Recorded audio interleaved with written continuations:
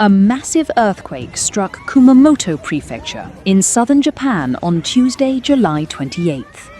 Thousands of homes lost power, roads and bridges were damaged, and at least 50 people were injured.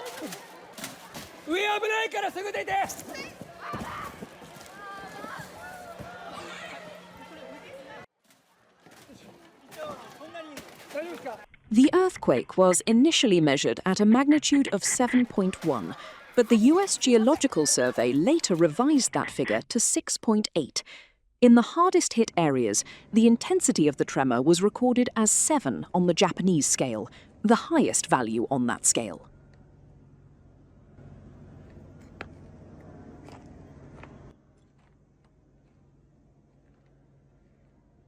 The epicenter was located approximately 16 kilometers northeast of the town of Tsunami in Kumamoto Prefecture, about 10 kilometers below the seafloor.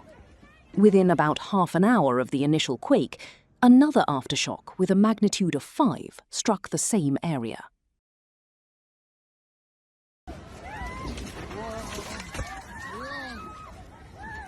Shane Bowden, a 55-year-old researcher living in the region, was at the public library across from Kumamoto Station during that terrifying moment. Bowden described feeling a slight tremor at first, followed by violent shaking that caused his laptop to slide back and forth on the table.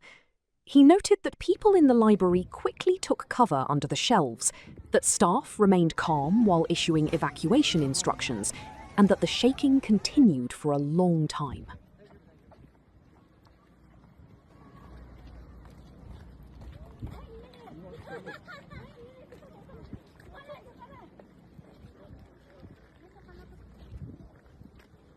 This major earthquake in Kumamoto caused widespread damage ranging from transportation and energy infrastructure to commercial buildings and public infrastructure. While authorities continue damage assessment efforts, the public is being asked to remain cautious regarding possible aftershocks in the coming days. There was widespread chaos in the area during and immediately after the earthquake. Authorities initially reported that at least 50 people were injured. NHK later announced that one hospital alone had reported more than 50 injured. According to local media, some passengers on a high-speed train at the time of the earthquake were also injured. Prime Minister Sai Takai noted that damage assessments were ongoing and warned that the number of injuries caused by the disaster could rise.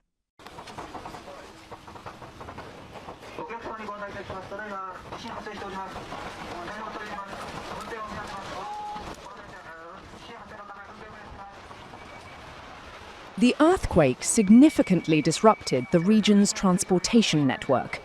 Overpasses on the Kaiyu Expressway in the city of Yatsushiro sustained serious damage. Officials reported that the pedestrian section of a bridge in the same city had also collapsed.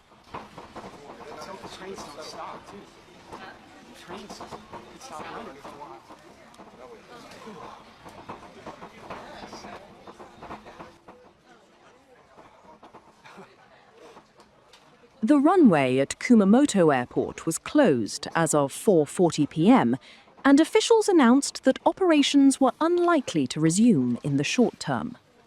Shinkansen bullet train services and local rail lines in the Kyushu region were also temporarily suspended for safety inspections. Kyushu Electric Power Company announced that approximately 48,000 households across Kumamoto were without power.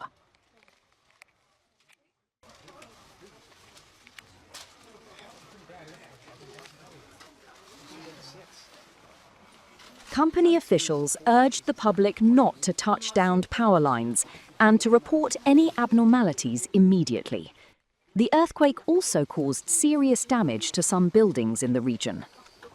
An explosion occurred at an Aeon shopping centre in the town of Kashima, causing part of the building to collapse.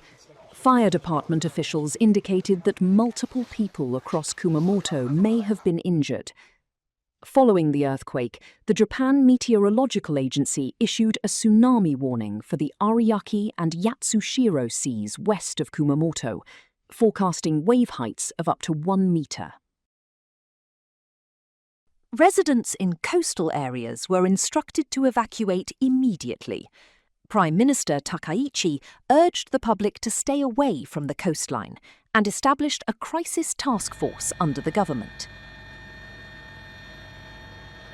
Following ongoing efforts, all tsunami warnings were officially lifted as of 6:10 p.m. The Japan Nuclear Regulation Authority announced that no abnormalities were detected at nuclear power plants in the region following the earthquake, including the Sendai plant in Kagoshima.